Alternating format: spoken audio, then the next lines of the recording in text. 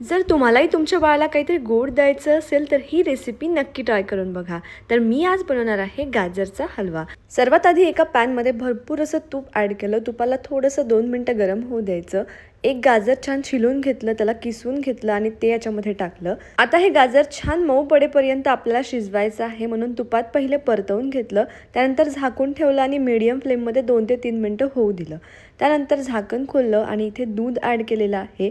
भरपूर असं दूध ॲड केलं, कारण हलवा थोडासा पातळ आणि सॉफ्टच बनवायचा आहे, कारण हा बाळासाठी आहे. त्यानंतर विलायची पावडर ॲड केली आणि थोडंसं परत झाकून ठेवलं. थोड्या वेळाने म्हणजे 5 मिनिटांनी परत झाकण उघडून बघितलं.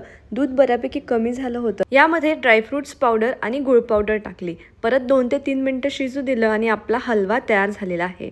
बाळासाठी अगदी उत्तम आहे. यामध्ये सगळे न्यूट्रिएंट्स मी ॲड केलेले आहे, जसं की ड्रायफ्रुट्स पावडर, भरपूर तूप. तर तुम्ही सुद्धा हा हलवा एकदा नक्की ट्राय करून बघा आणि अशाच रेसिपीजसाठी मला फॉलो करायला विसरू नका. Bye bye.